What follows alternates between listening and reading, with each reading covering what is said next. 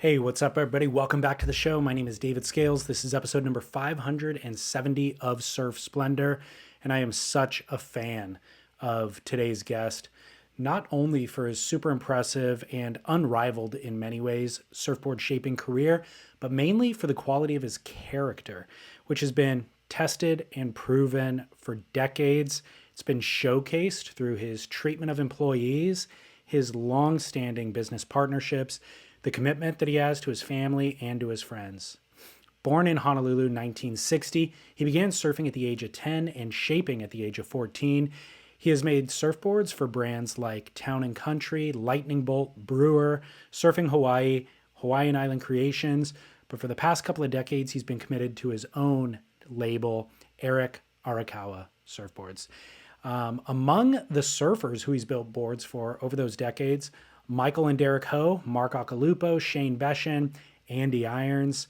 Most recently, he's been building boards. He's been building boards for decades for Jack Robinson, but Jack Robinson is probably the most notable recent winner of major events on his boards. The last Sunset event he won on an Arakawa, and then this previous season at the Chopu event, which he qualified for the Final Five with. That win was also on Arakawa's blades.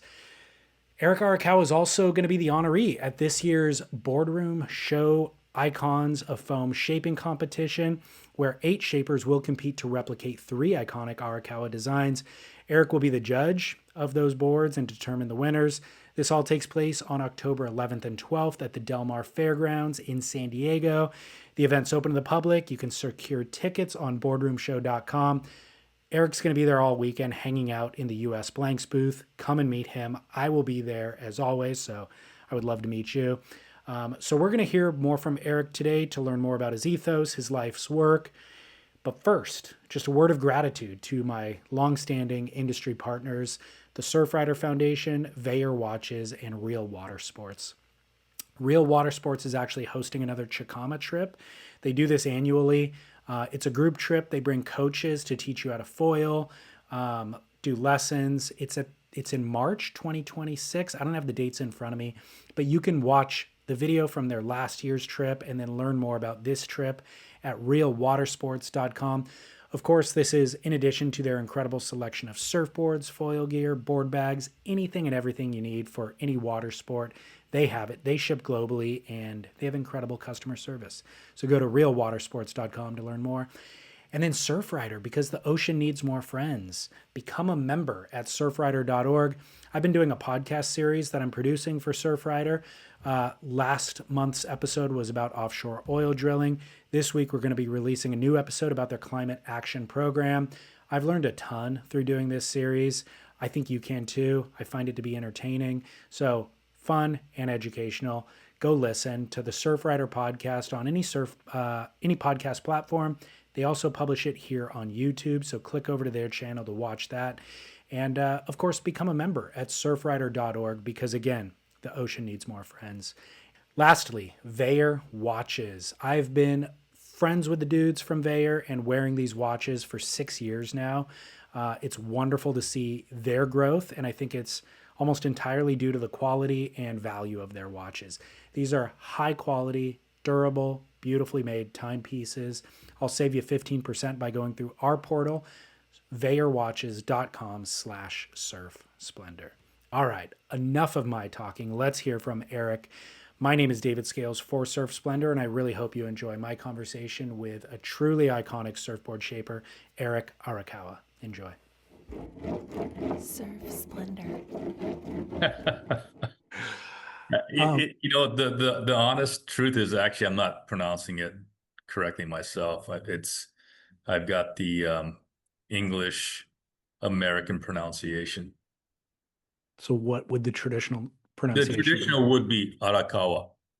Gotcha. Yeah, you roll the R's, but anyway. Okay. Have you ever been to the Boardroom show? You know what? I regret to say that I haven't, and this will be my first one, so I'm really excited. And I've had many good intentions to be there and even to exhibit, but it just seems like just every every year right around that time, I'm just busy and slammed. And this time of the year, I'm usually in Europe. So yeah, and I'm juggling schedules around. So I canceled my trip to Europe this year, or my trip to France, and I'm going to be there. I'm excited. Uh, I'm sure it would have been a fruitful trip to France, but I think you made the right call. This will be Uh, well worth it. well, I know I made the right call. I'm excited and really honored to be chosen as the icon of foam. It was completely unexpected. I got the call. I believe it was a call, and yeah, it's complete surprise. I was glad to see him pick your name. I've been going for about a decade straight, maybe a little bit more even, and I've got to say they've gotten better each year. I Mhm. think, Scott's just gotten better at doing his thing each year. And then also just the momentum has gained inertia or whatever. And it's just a phenomenal event. Like it's well attended. The people that attend are super cool. It's not just surfboard fans. There's a who's who of pro surfers and surfboard shapers just meandering and walking around. So it's a really, really killer event. I think you'll enjoy it. Oh yeah, well, I'm excited, and yeah, I think our industry really needed a show like this for Totally sure. agree. I think Yeah, it could use multiples. I think Scott could actually do it elsewhere. yeah, he could do one on the East Coast, one on the West Coast, and Totally. uh, like we used to do back in the day. We used to do 4 shows a year. It was a lot of work and it was a lot of expense, but over time, they started to lose their impact, at least for the hardcore surfboard manufacturers. And so, one by one, some of these brands slipped out. But now with the Boardroom show, it creates a whole different landscape when it comes to showcasing what you do. Board So, builders specifically. oh yeah, So, do you know all of the shapers competing in the Icons of Foam? I know, I know all except for the defending champion, Mike. Uh, So yeah, who and I'm remind looking me forward to remind meeting me who's the defending champ? Mike Arnall. him. Oops, hang on. Sorry, let me. I I hit. think it's Mike Arnall who won the last 2 years in a row. Actually, Yeah, I hit a. Sorry, I inadvertently hit a button and this other screen came up. that's okay. Yeah. Anyway, yeah, um, Mike, not Scott, Scott, just told me who it is, and no, it's Mike, and yeah. Can I ask you about Rodolfo Klima? I'm actually interviewing him later. What is your connection to him, and tell me more about him? I've known him for a number of years. I've been to Peru and I've shaped at his factory, stayed with his family. He's right there in the heart of Lima, very close to the ocean. And he is my licensee there in Peru. Actually, he represents me in Peru, Ecuador, and Chile. Oh, okay. He's the main guy there. He's a real deal. He's got a lot of experience. He's an excellent craftsman, and yeah, he's an excellent shaper. And all the Peruvians that come to the North Shore, guys that are surfing pipe, if you see, the Peruvians always put together a team for the backdoor shootout, and they're all riding his boards. Right. He's an excellent shaper. He shapes everything. He can shape boards from 2 feet to 20 feet. Yeah, well Which rounded. they have in Peru. Well, they have it all. Yeah. Yeah, Awesome. Yeah, I'm looking forward to chatting with him. How's his English? very good. Oh, okay, cool. Yeah, no Yeah, I problem. haven't spoken to him. I've emailed with him enough, and his English seems great in email, but I wasn't sure if he was using a translator or not. Yeah. Uh, I want to focus some of our conversation on your business. Hmm. Um, You and I actually talked over a decade ago, and I got a lot of your backstory or origin story in that conversation. So we'll kind of go a different direction here. But you've been shaping for 50 years now. Do you know, is it exactly 50 or where's it You at? you you've done the math to the yeah, 51 years. 51. Yeah. And I made my first maintain, board when I was 14. So okay, you know how old I am. And then I started my first board I shaped in 1974. okay. So 51. Yeah. Um, you've maintained a successful business in one iteration or another all along the way, basically, which is no small feat in the surf world. Very few have lasted that long. Can you identify what are common pitfalls that others kind of fall into, and how have you navigated around them? Um, well, I mean, good question. I mean, I honestly, I just see as the grace of God that I'm still doing what I'm doing. I think, I think, one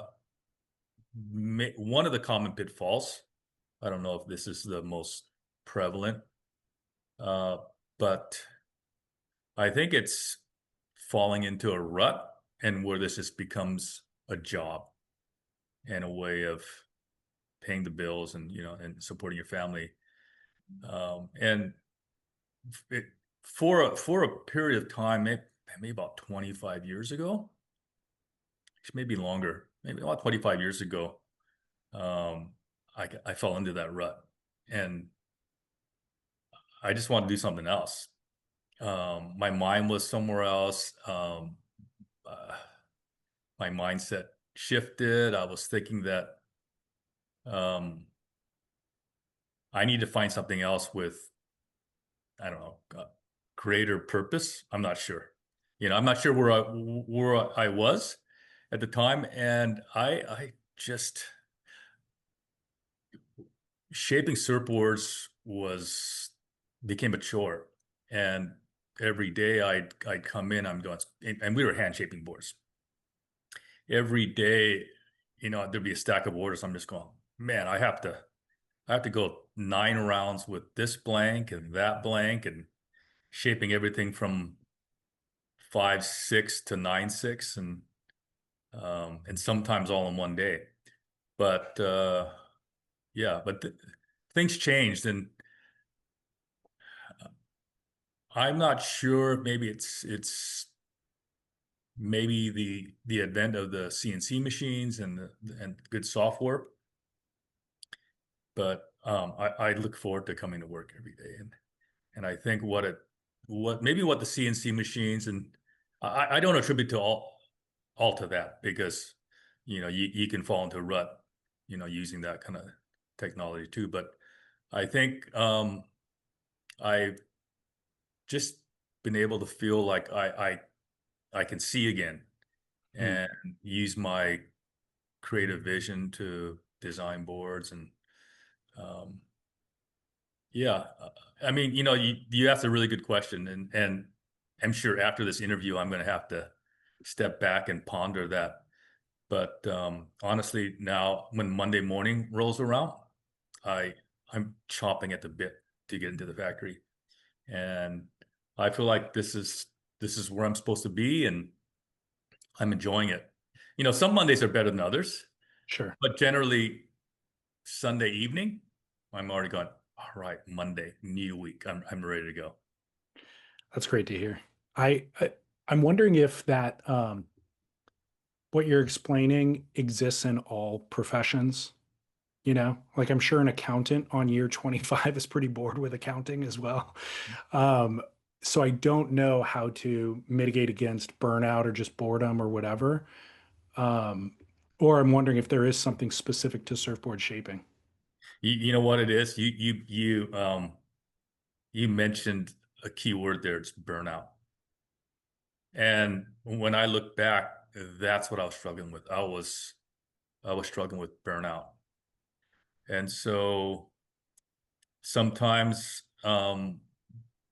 you know, a certain level of your success can be your demise if you don't have your you don't have the right mindset. and you're not managing things and stewarding things the way they should be, and it becomes overwhelming, and you feel like you're drowning, and it's just a matter of just trying to keep your head above water and take the next breath. And I mean, there's seasons that you go through that and you bear it, but when it's relentless and it just goes on for weeks, months, and years, it's you get tired of it. So I think I'm better at managing it, uh, but I think the biggest thing I have going for me right now is uh, I'm older, I'm more experienced. I know that because some things don't go right, or we're running behind, the world's not going to end. And the biggest thing is that I have a really good team. So, and that's been my focus, is investing in the team. So I mentioned that I interviewed you over 10 years ago. I went back and listened to that, and you mentioned the same exact thing. You said Mhm. use money and invest in people, I think is what. Yeah. So use money, love people, not the other way around. Love money and use people. There you go. And That's what it was. so But but at the same time, another theme that you were talking about in that conversation was wearing every hat for multiple businesses, And so I felt like and I don't know, maybe you were speaking about the past and past businesses where you did feel like you were doing everything and maybe not delegating, and maybe delegation was something that you learned later. But that seems to go hand in hand with avoiding burnout, is giving over the reins to other people. yeah, and I'm still learning that, by the way. Are you?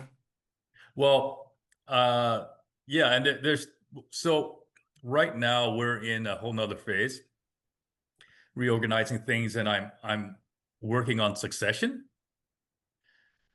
So my son is moved to the business, and I am, I plan on having him running the business, and I have Nat Woolley here. I'm training him up to take my primary role as the lead shaper designer. I mean, he's awesome. I mean, he's been with me from beginning. I mean, from straight out of high school, and he's worked here for it's I don't know how many years now.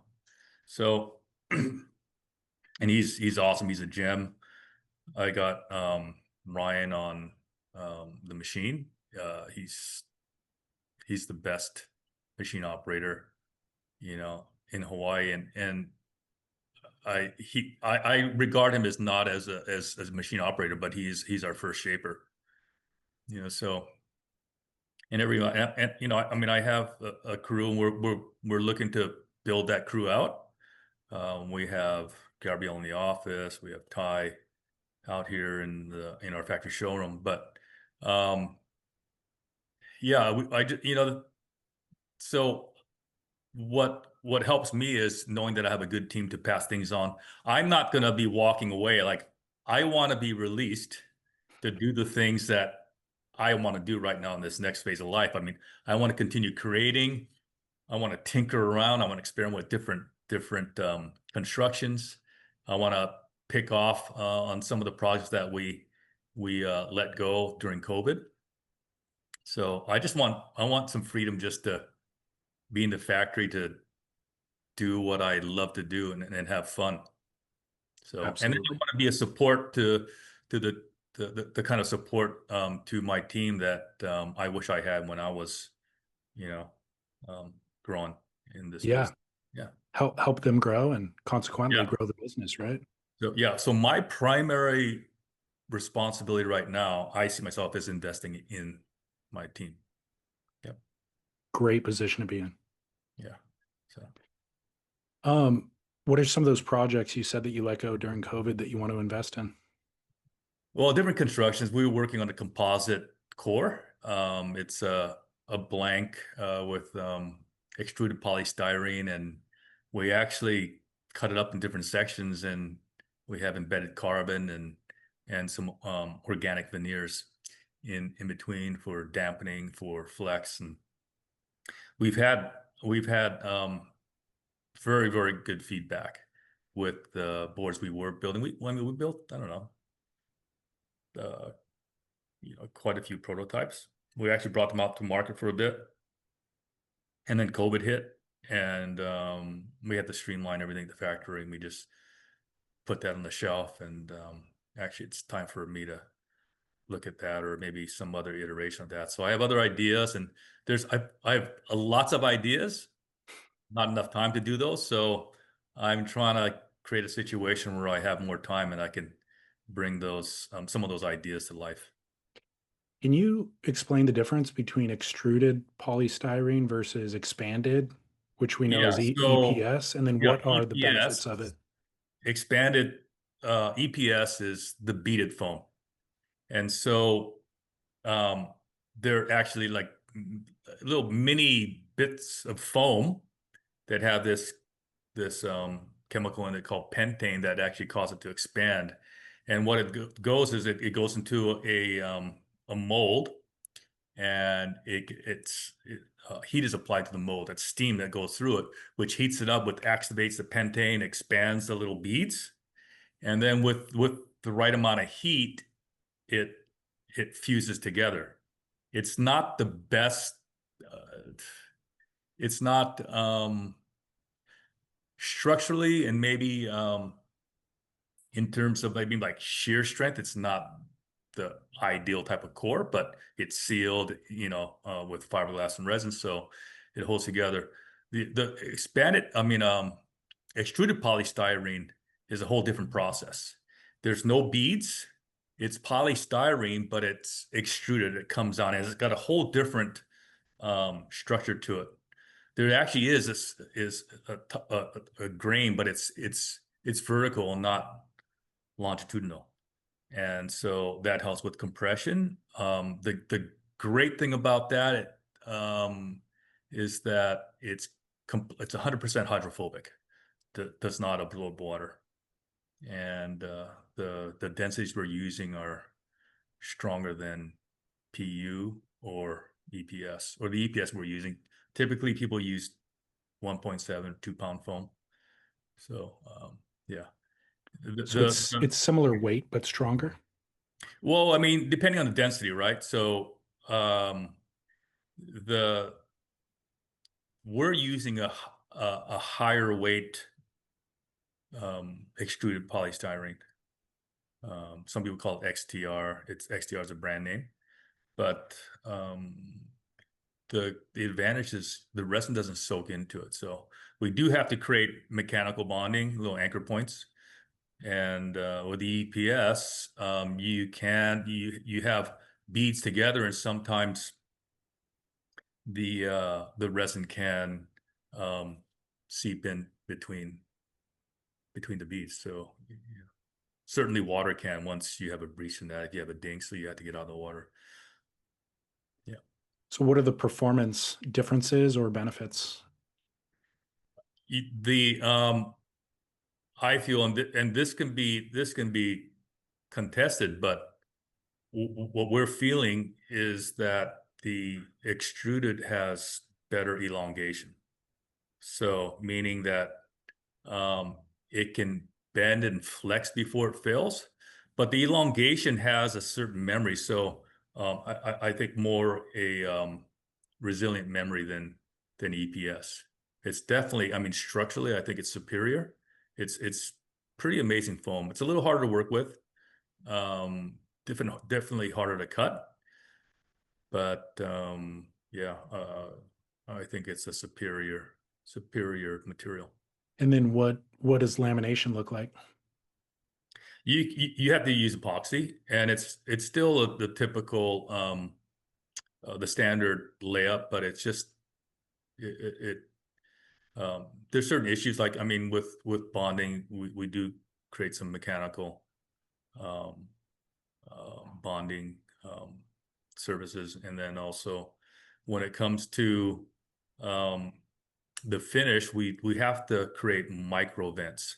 So we actually have this tool that perforates part of the deck where you stand, where all the stress areas are, and that allows air to go, or gases to go freely in and out. And because it's 100% hydrophobic, it doesn't matter. We actually put micro vents holes right down into the foam. Really Yeah. fascinating. Yeah, it's necessary. Yeah. Because of off gassing that would delam the Off gas, board. off gassing. Yes. Interesting. Yeah. Um, do you have a brand name or a name for that construction? We called it while we were developing it for several years. We called it the X Project 'cause we didn't have another name. We still call it the X Project, but in the end, when we just brought it to market, we called it the XO. Okay. Yeah, Does it have a stringer? stringerless. Stringerless. Yeah, there's glue lines. It looks like there's a stringer, but there's absolutely no stringer. Okay. Yeah, pretty amazing. We can regulate. So the whole idea behind this is to regulate the flex pattern, um, and not have the geometry of the board completely dictate how the board flexes.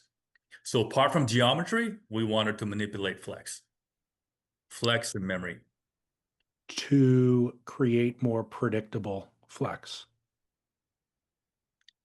Yes, and to create distinct flex zones. Okay. Yeah, so Oh, really? Distinct flex zones. distinct flex zones. Where would you want more flex? In the tail and maybe in the nose, not as much in the nose, but definitely stiffer through the middle. Through Yeah. the through the We middle call, we call entirely, the, or just through the center line? Nor I'd have to show you. okay, okay. But basically what it is, we created a core that you can load up. You can really feel it when you load up. You wade into it and you unweight. I mean, we're doing this with boards anyway, with every construction, but this one you can really feel and you can store the energy. Yeah. Fascinating. I'm interested. Yeah. Bring some to the boardroom show. It'll have to be a future boardroom show. Oh, okay. Yeah. Gotcha. Moving on a little bit back to the business. I'm curious, just from my perspective, it feels like you've kind of been branded as a shaper who makes boards for Hawaii. Do you see that? Do you think that's a limitation? And is there a reason for it? Do you think that that's a fair market perception? I mean,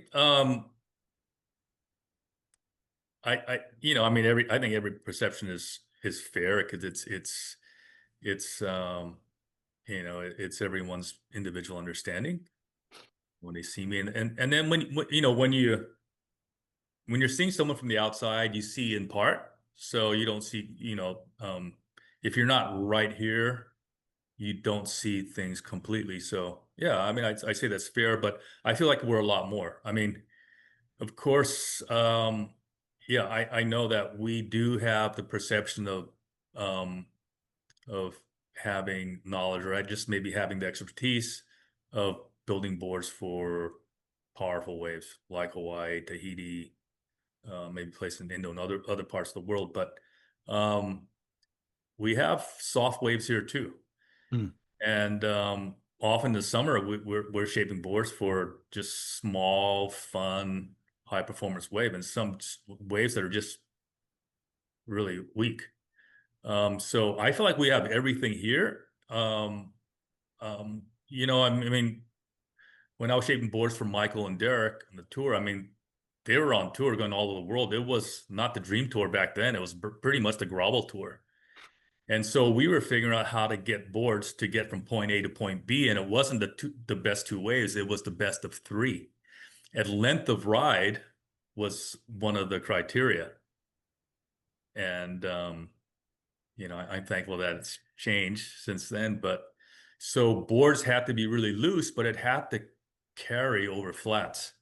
And I mean, they were serving from knee high to head high. That was pretty much the norm at almost every event until they stopped in Hawaii. So I mean, we have a lot of experience shaping boards for small waves, and all the focus is on the North Shore. But yeah, and so I mean, you can you can resist that or you can embrace it. And so we know what we can do, but we'll embrace where our strengths are too. So it's definitely a strength, building boards for powerful waves. And so yeah. And Where and and there's a lot of powerful waves outside of Hawaii. definitely. Yeah. Where else are your boards being manufactured? In Australia, we have a licensee on the Gold Coast. In Peru, Rodolfo Klima is building our boards on the whole west coast of South America. I have a licensee in Brazil, in Europe, Japan,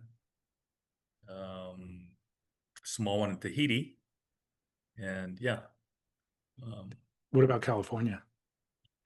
Right now we're servicing everything from here. Oh, okay.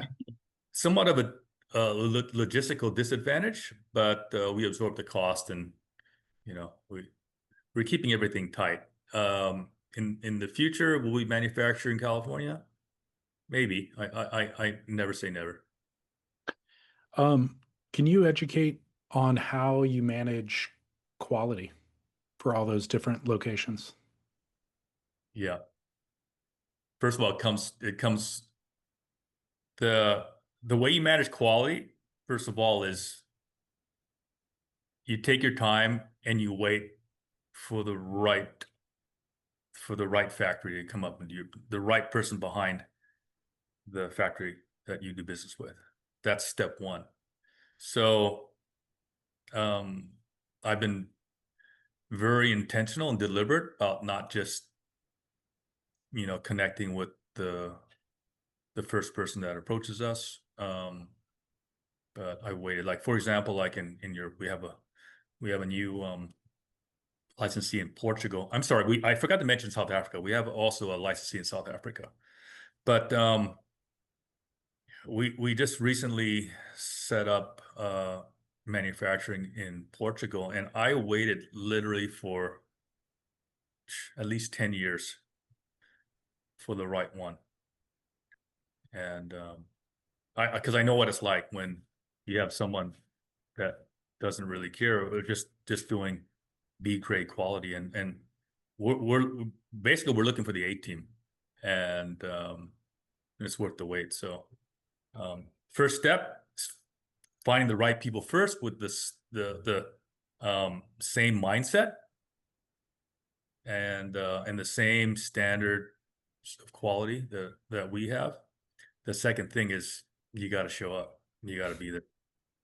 There's no substitute. It's really, really simple.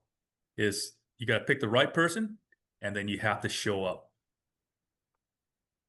Yearly, twice a year? What does it look like? It depends. It depends on the factory, but yearly, if possible, at least. Okay. Yeah, Are they using the same materials that you use in Hawaii? that's one of the things we talk about before we sign. That's one of the things we there's a few things. Is the technology I'm looking at, the CNC's machines, because different machines will cut differently. You'll see nuances in the pre-shape and all that, even though if you're using this, you're cutting from the same file. So that's one of the things I'm looking at, the type of machine they're using, the materials, and we stress like what kind of materials. So the glass schedules are going to be the same as what we're doing here. I was just over in Portugal and working with the team last year. I'm due to go back again. I'll be back there again in a couple of months. But just working on everything from edges to the actual finish to the saturation ratios, strength to weight ratios. Working with the finish shaper back there. I mean, that's starts with that. Actually, working with the person who operates the machine, making sure that that the pre-shapes we're getting are just like what we're getting. So the operator has a lot to do with the way the shape comes out. So when we can standardize everything and have systems in place and uh, benchmarks, it makes things easier. So our licensees have charts. We have fin angles. It's based on model and length. So we have our standard RPs that have a certain schedule for fin camber, and it's not the same as, say, one of our twin keel fishes or our high performance twins or mid length. They're all specific to the model and length. So all those kind of things are standard. It's not just left to discretion. So, and these are the kind of things. It's very, very time consuming, but this is what it takes. Yeah, absolutely. Yeah. A lot of surfboard brands operate with pro surfers or athletes in kind of these monogamous relationships. You seem to operate a little bit outside that paradigm. I want to hear you explain what your thoughts are on that. Like, why do you not have, let's say, athletes on the CT currently or for the past period of time? And then also, why is it that an athlete like Jack Robinson, who is sponsored by Sharp Eye, comes over and uses your boards? Well, I've been building boards for Jack since he was, I think, 12, 13, 14, since he was a Grom. And I think the first board I shaped from was a 5'4", so pretty small. But it's like it comes down to relationships. That's all. Sometimes we're here in Hawaii, and we have this relatively small theater to work with, and this ecosystem, and it comes down to relationships, and just these relationships kind of ebb and flow. And there was a time I was working with Mike Ho, Derek Ho, Ronnie Burns, and a bunch of other local surfers like that, and then Riley, and a number of guys that grew up here and moved through the community and their careers. And then you get guys like Andy coming over, and these are just organic relationships. And and then Jack, I mean, just Jack and his dad years ago just came into the factory, just looking around, looking for a board to ride, and I just built them one of 5'4" they took back to West Oz, and that's how the relationship started. And he started winning on my boards. So yeah, I don't try to force anything, and I've never had a written contract. Mm. It's been really relationship based. It's so I don't know, and I don't know if that's a really a good answer, but that's just the truth. It's just how we've done things, and maybe we have to shift and look at it more from a more of a business point of view, but that's just how I've been doing things over the years. Well, was there ever a conversation with Jack about having him ride your boards year round, full time and exclusively? Um, yeah, it was pretty casual, and then COVID hit, and yeah, we never had a contract with Jack before that. COVID hit, we couldn't get boards to him. Everyone was locked down. It was just so we had to pivot and shift. So the other side of this conversation is when a surfer does have a contract with a brand, you don't see them riding a lot of boards, but there seems to be other shapers boards, but there seems to be an exception that's made for your boards. Mhm. Do you have a dialogue with another shaper in that scenario who is making boards for that athlete kind of on a year-round basis? Not on a regular basis, but sometimes it happens from time to time. Okay. Yeah, that's from time to time, and you know, it's not a normal thing. And I'm really actually I'm looking again from a different perspective because I'm just wondering if this I'm going to continue doing that. Yeah. I feel like there's just maybe there's a lack of integrity in doing that. I think maybe the servers really, I really feel the servers need to work with their shapers. And Did you say need to work with other shapers? no, with their shapers. With their shapers. Gotcha. Yeah. I mean, if you're going to sign a contract, you sign a contract, so, um, yeah. And I think you live or die by what you commit to do.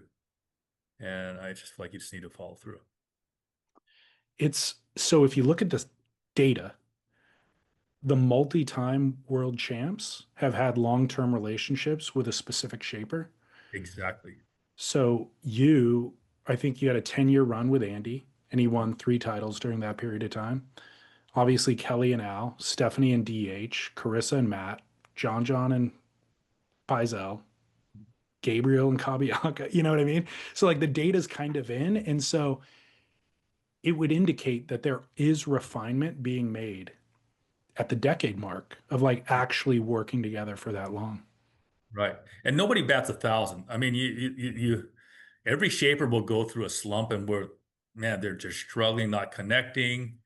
And then you just work through it, but you have to persevere. But there has to be there has to be strength in the relationship to work together, And again, like the server's actually looking like it's everything for him. He's got to have really good equipment. It's all about winning. And there's pressure. I understand that. But the I think really the bottom line, apart from just commitment, is having commitment to just work it out and to have the work ethic. And I think there's a lot of surfers on the tour that just lack, I'll be honest, lack the work ethic. And they just want boards thrown at them and they want to just cherry pick the best ones. But you don't see too many surfers nowadays that will actually come into the factory and get in the shaping room and work on boards Mm. and go out and test. I mean, I had a relationship with Shadow Picaro, and he's really been this invaluable test pilot for us. He comes in and he's really astute and he knows what he feels. But this is what every CT surfer needs to have that kind of work ethic. When I was working with Michael and Derek, man, they were in the room all the time. They were over my shoulder. They were feeling boards, everything. The edges couldn't be too far out. They had to be a certain distance. I mean, in from the rail, the tucks had to be right. Rail volumes had to be right. Rail contours, the arcs. They nitpicked it to a T. And then when it got glass, everything had to be perfect too. Right weight. So it was stressful at times, and sometimes I'll be honest, it was almost a little irritating, but it was absolutely necessary. Absolutely necessary. Yeah.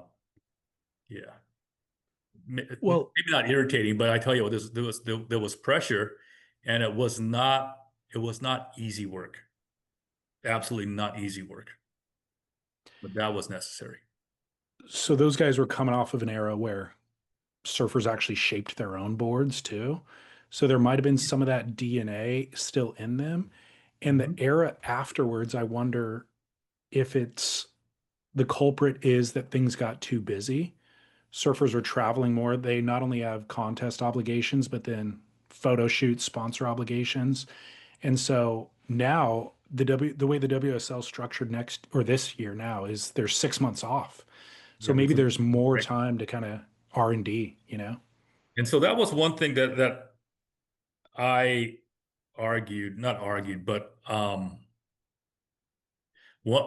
something I expressed to one of the WSL execs, and I just said, "Hey, we really need an off season. We need an off season to work with surfers, to work on their boards. The world champ needs to have some time to enjoy the title and not have to go right back a couple months later and have to defend it. But we need time off to work on equipment, and it'll be better for the sport. So, but I really think that the 7 month off season is really good. Good. Yeah. Um, Back to the brand. I know in terms of expanding the brand, I know in the 80s you were looking to expand beyond boards and get into board shorts, clothing through Island Classics Mhm. as the label. What was your ambition there and why didn't it come to fruition? Um, I actually got bought out. So HIC came by and offered to buy me out to come and shape for them. And I was young. I had a young family, had young kids, and I was working a lot. My wife saw the opportunity and said, "You know what?" She said, "Take it. Take the offer. Let's have more family time. We don't want to miss this opportunity. It's not ever going to come back." And so I weighed things out. It was hard. It was hard to do because it was my baby. And but I took the offer, and I don't regret it. Not at So, all. so you owned Island Creations and HIC came through and said, we will take this Yeah. off your hands and expand it in the way that you're looking to expand it. No, no, no, no. I owned Island Classics, and I'm sorry, Island Classics. they That's offered to buy it if I come and work for them under their brand, gotcha. and they would decide what to do with it. And so I just told them, make me an offer I can't refuse. They had approached me for over 3 months, and that was my last response. Um, make me an offer I can't refuse, and I didn't really take them seriously. I was just really trying to get them off my back. Yeah. And they made an offer, and I mentioned to my wife, and my wife said, "Take it, let's take it." So that's what we did. S- And So did they disappear the Island Classics brand? no, so I actually got it back. So got it back, and Cool. so I have it. Built a few boards. I don't have any plans to bring it back to um, the way I did things with the original brand, but I did hand shape some boards. I hand shaped the board for Derico, and before he died, we got some video of him surfing it at Pipe. But I replicated one of his Pipe Masters boards, and that's what I was going to do. I was going to my original intention was just to go ahead and replicate some of the iconic boards we did back in the 80s and 90s, and do some t-shirts. I don't know, just have some fun with it. Just wanted my brand back. Yeah. Did I know you're happy with the decision that you made at that time, but do you ever think or just wish you would have expanded into clothing beyond No, surfboards? no, not really. Not really. So the backstory is Island Classics. I came up with that name and the logo to do t-shirts. I mean, to apparel. I was going to do apparel.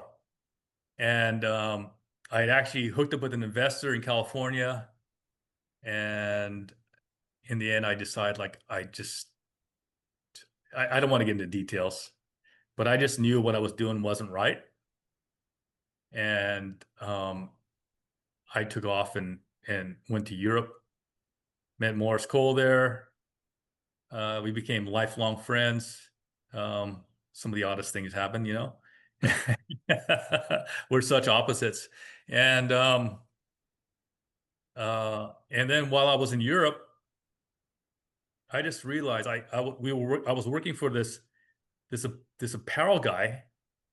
He had an apparel company and he wanted to build surfboards. And so I was working at the factory that was building the boards and everything. And he put up the money to build a factory and he just didn't know the business and he just couldn't do it. And I just realized, you know what? That's what I'm doing. But I'm coming from the opposite direction. I don't know anything about apparel. I'm going to build surfboards. I know surfboards. And wintertime came around in France.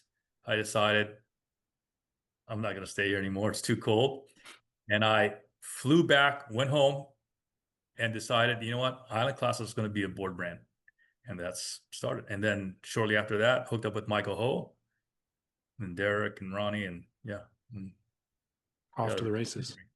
Yeah. What was your attraction to Maurice Cole? You said attraction? Yeah, you guys became lifelong friends. Oh, well, I mean, I tell you what, he is this charismatic guy. When he walks into the room, you cannot help but notice him. So the first time I met him was it was in France and outside of Hossegor, Estagno. We were in this beach flat. I was in there first, and Maurice enters the room. I'd never met him before, and the atmosphere changes. You hear his voice above everyone else, and the atmosphere just turns electric, or I don't know how the way to describe it, but even at first, I mean, we really didn't really hit it off. I just kind of like, oh, that's yeah, he's an Aussie, Hey, we'll see if we connect. Yeah, but I don't know. I mean, Morris, I tell you, when you get to know him, he is he's got a side to him. He's got this really soft side, actually it's really caring side, which is, to me, I marvel even to this day. Back in those days in the 80s, 90s, he was, at first impression, you would think, wow, just very gruff, really aggressive, you know, loud. He's if you want something, he just goes after it. And he can bulldoze his way through situations. But hey, when you get to know the real Morris, you see another whole nother side to him, and a really, really caring person. And especially now, he's transformed. He's a new person now.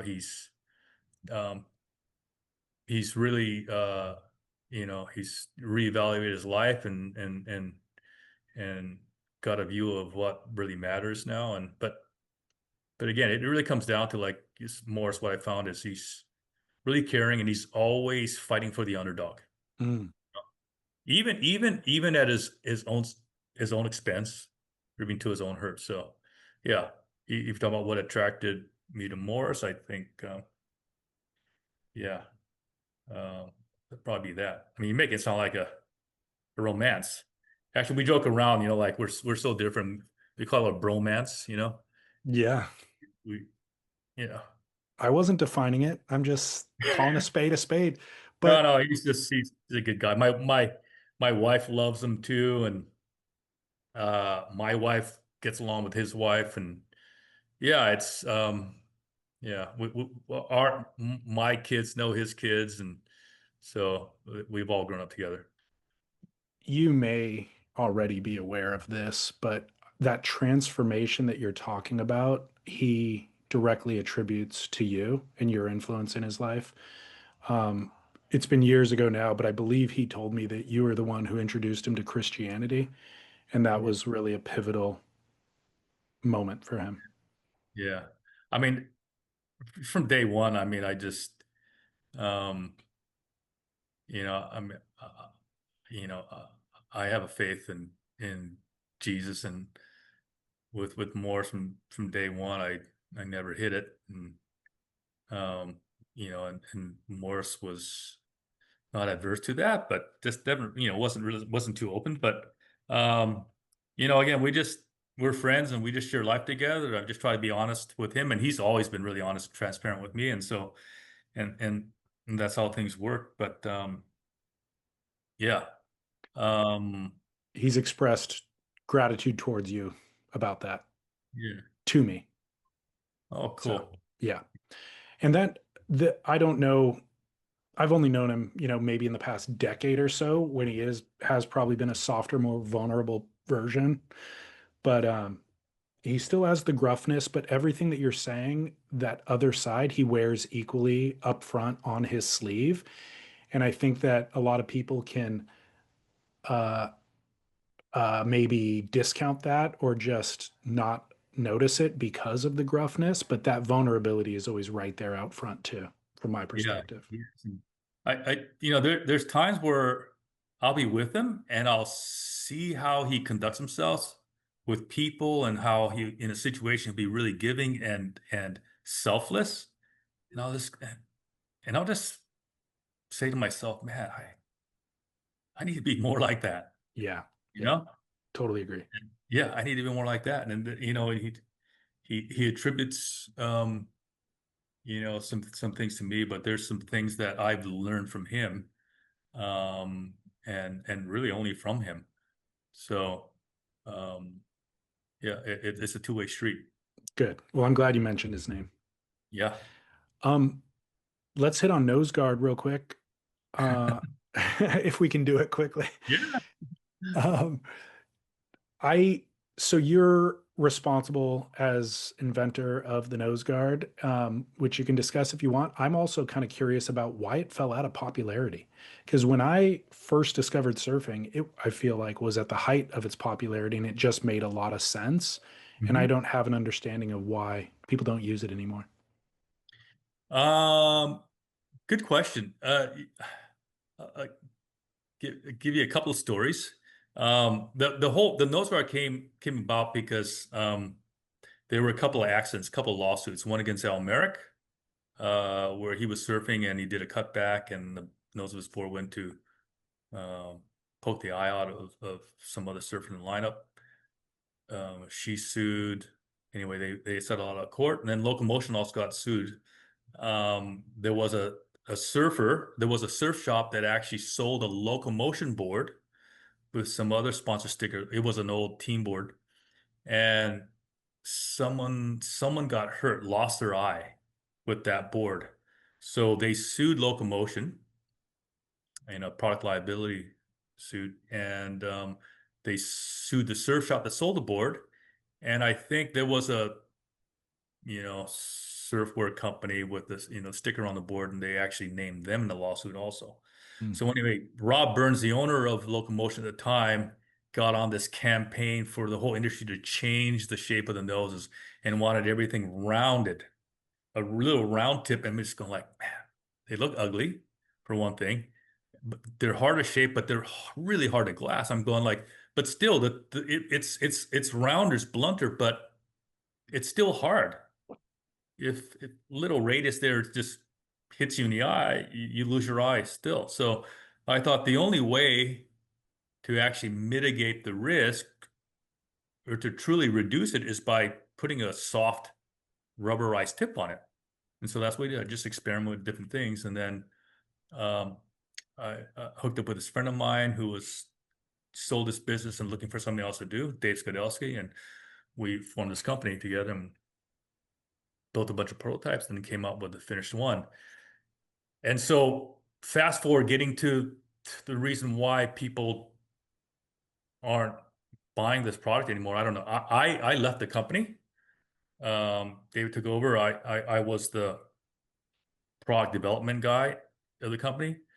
Um, yeah, I'm not sure, but I tell you a really interesting story. Um, when we were selling a lot of these things, it was right in the middle of just the growth. Um, we had a young, 18-year-old teenage surfer that followed, and he worked in our stock room, and he could get nose guards for free. but he would never put on his boards. And one day I asked him, like, hey, why don't you can have these things for free? Why don't you put them on the board? It makes make your board safer. And he said, no, doesn't use them. Wow. And maybe I shouldn't have. Certain pro servers didn't use it, so he said he didn't want to use it. I'm not kidding. About 2 months later, he lost his eye. Oh no. Nose of his board poked his eye out.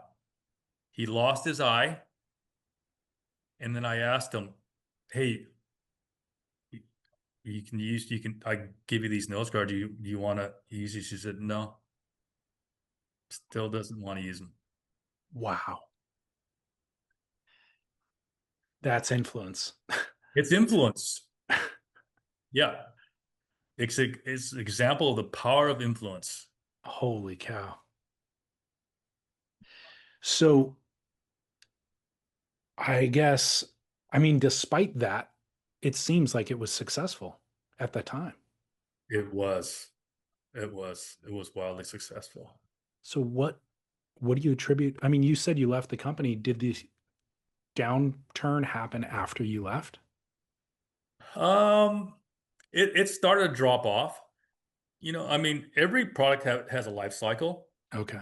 and if you don't maintain it, it starts to wane. So I think maybe there was a lack of maintenance. Yeah, I don't know. So I wasn't involved in the day-to-day affairs of the business on Yeah. that left. So yeah, I don't know. It could have been a number of things. Interesting. Is it still around? I think it is. I just really don't see them. Yeah, I don't either. Yeah. Interesting. Um, Kind of moving on into closing questions. What do you do for diet and fitness to maintain your surfing life?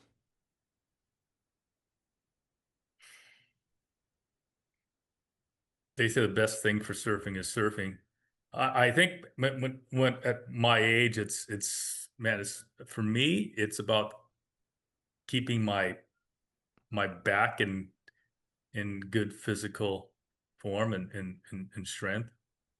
I think that's my biggest as far as surfing goal and physical health. My back, I've had some back injuries, and that's been my biggest thorn in the flesh is the back. And so just doing these exercises, I do this thing called foundations training. Yeah. Kahea Hart does that over here, and what's Eric Goodman? Um, he's the one that started that, and then I do that, and I just eat really well. My wife, I'm really blessed. My wife's an excellent cook, but she's all about eating natural and organically. I mean, we mill our own grain and wheat and create our own flour. We don't eat anything that's um yeah, I mean, we just look at every ingredient when we go to the store, and as much as possible we try to eat organically. So yeah, it takes a little more work, but I feel much better for it. And but that's what we do. So the other thing is, I mean, I mentioned earlier that the best thing for surfing is surfing, and when it comes to your health, surfing's great. And so like you know, back when I said 20, 30 years ago, I felt like I was in a rut and I was on the verge of burnout, looking for something else to do, finding more significance and different purpose in what I did for work. And I recently, through COVID, I just rediscovered just the redemptive quality of surfing Mhm. and building surfboards and getting people in the water. And so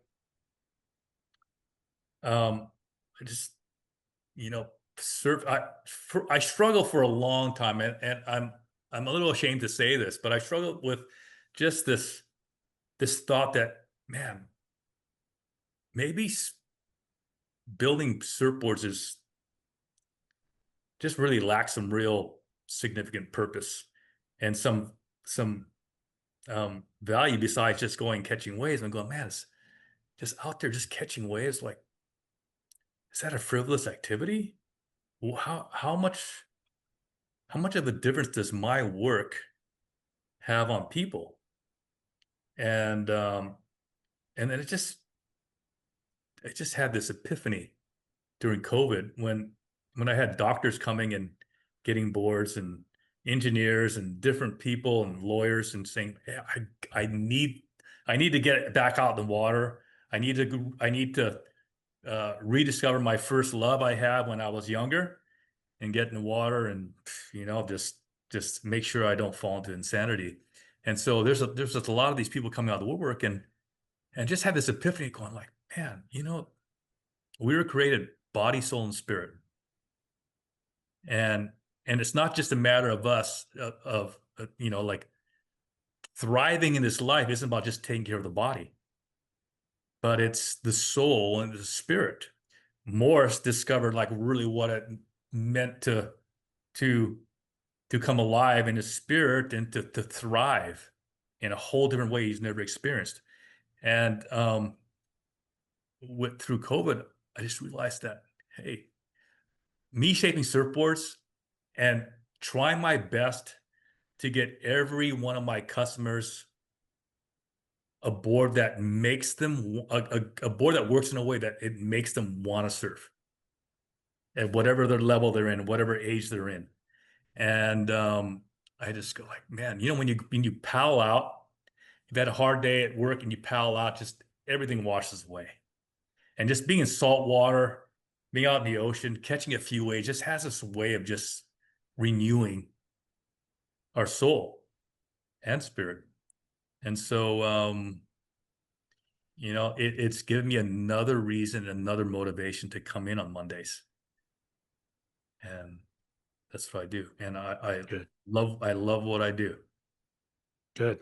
Not Great just because answer. I'm working with my hands, but I feel like I can deliver something that is of redeeming value. Yeah. Customers, yeah. I've struggled with some of the same things that you're talking about, just kind of focusing on surfing all the time and losing that perspective. But I've had people share the same thing, feedback with me, where they remind me or they tell me their story, and I'm like, oh yeah, okay, this this is a good quality of life. Let's keep that perspective. Amen. Yeah, and it's not about whether I progressed at surfing today. It's just getting in the water is enough, feeling the Yeah, sun, all that kind of stuff. that, that's it. Yeah. How often do you ride other shapers' surfboards? Uh, to be honest, not very often, but I will. I'll do that. Probably more often when I travel. I get a chance to try other shapers and you mentioned Morris. Cool. I'll mention Morris again. Like, you know, he has some really interesting designs, and you know, um, I've jumped on his board. I'm not afraid to jump on other shapers' boards, but um, yeah, um, If you could get one board from any shaper on the planet, what would you get? Uh, Here or gone. If you can go back in time, we'll allow that as well. um, I like to get a board shaped by Skip Fry. What would you get? I don't know. I don't know. Maybe I might have Skip just look at me and basically I just tell him just really what I've been writing and say, hey, just do something. Do something. Whatever you shape for me, I'll trust you. Whatever you shape for me, I'll love. I Wow. bet you, I bet you, I bet you can make that happen. And now is the time. And you're going to be in San Diego in 1 month. Now would be the time to get that board.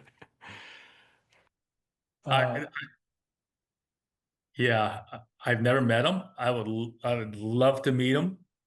I have tremendous respect for him. I know he's this incredible craftsman. Um, they don't make them like that anymore, no. at least not very often. It's a rare find. And yeah, you know, I know it's not easy to get a shape from him. Um, I've asked that question to a lot of people, a lot of shapers about what they would get from somebody, and his name comes up more often than any other. Really? Yeah. Yeah. I would have liked to have gotten a brewer. I knew Dick not very well, but it's You like never got a brewer? no, I missed my chance. Yeah. Back in the day, we actually I make it sound like I'm a bit cooler than I really am, but I was gonna say I actually shared a room with Dick. It's just that when I spent a lot of time in California too, back in the 80s, and I go up to I'd be shaping boards at Linden's factory in Oceanside, and Brewer was up in California at the time, and he was shaping up there too, and so you know I'd have to we'd be shaping out of the same room. Um, I didn't really know him at the time. I was just basically I could have been his cleanup boy, So really, but um, I was stoked. I'd walk in there and go, wow, Brewer shaped in here. Absolutely. Yeah. Maybe I can get some of the dust done, some of his dust on my body. Yeah. But yeah, Brewer would be one of them. But Skip Fry, I mean, you know what? I really appreciate good craftsmanship. And then so when you mention that, it's like Skip Fry just comes to mind. Yeah. Cool. I'll put the word out through mutual friends and tell them to come meet you at the boardroom I, show. I hope I get to meet him there. Yeah. Yeah. Yeah. I mean, I've seen him there before. I would imagine that can happen.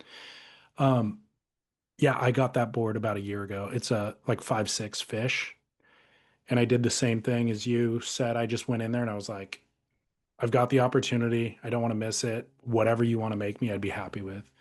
And this is what we came up with. Wow. So pretty psyched on it. Getting me motivated. Yeah. There's a little bit of intimidation factor. From From writing it or from communicating with no, it? from just going up to Skips and hey, can you build me a board? Yeah. Yeah. Yeah. Look at me and build me whatever you feel like. Yeah. Um, whose surfing do you admire nowadays? Hmm. I mean, obviously, Jack Robinson is one of my favorite surfers currently on tour. Um, I really believe that the world has yet to see what his real brand of surfing is. We see flashes of it in bigger, more challenging waves like Tahiti and Sunset, Margaret River. But I I really think that he still has yet to hit his mark. Um, yeah, for sure. Sweet. I'm a big fan, so I'm looking forward to it. Um, Final question is, what was the last surfboard that you rode? Let's see the last one. Let me. I'll pull it up. Sure. Yeah, yeah.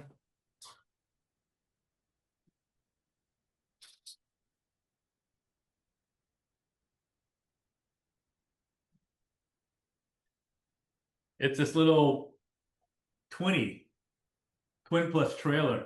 Interesting. And it's this is actually the fourth one I've done because I've sold the other three. I've had three other people previous to, in each in succession, just try the sport and then just tell me they wanted to buy it. So this is actually the fourth one. And yeah, I rode at Lanya Kale last. I rode this board down at J Bay too. Oh my And gosh. yeah, so I wanted something just a little bit longer. For more power, just because every once in a while I'm dealing with my back, and it's actually much better now. And this I needed some paddle glide, but I wanted it loose, and I'm a goofy footer, so I'm backside at J Bay, and I still like to hit the lip when the wave stands up if I can, and so I wanted something with more directional stability, but I wanted the looseness and the speed of the twin. Okay. So What's the length? this one's the 6'6". Oh wow. Okay. Yeah, it's Gotcha. a mid length twin, and then I'll ride. I still ride like twin kill fishes here in the wintertime. Do you? Yeah, So, and very uncharacteristic of what you'd think of, I'd be riding it, on the North Shore. Right. And getting back to one of your early comments about building boards for, or having the stigma of building boards for big, powerful waves. So, yeah. When you do the third box, the center box on there, is it different? Can you ride it as a twin or a twin plus trailer? And if This is specific to be ridden with it's specifically placed to be ridden with a small trailer. So I actually, on a small day at J Bay, my friend of mine I was with told me that, hey, take the rear fin out. He said, I let him try the board. He says, man, I felt really good, but he's a natural footer. So he's facing the wave and I'm backside on my heel and I could not ride it. Gotcha. Yeah. Because the placement is slightly different for the twins. Yeah. When I have a trailer in there, these are a little further up. Yeah. And with a straight dedicated twin. But and I'm off my back foot. I'm more back footed and I needed that directional stability and going backside too, even more so. Maybe if I were a regular footer facing the wave, it would have felt different. But gotcha. So, yeah. Excellent. Yeah. Very good. Thank you again for taking an hour to do this, and great to reconnect. Looking forward to seeing you on the weekend of October 11th. Right. You'll be there. I'll be there all weekend. All right. Cool. All right. We'll see you there. Thank you for your time. All right, Dave. Thanks, Eric. Okay, bye-bye. Bye. Surf Splendor.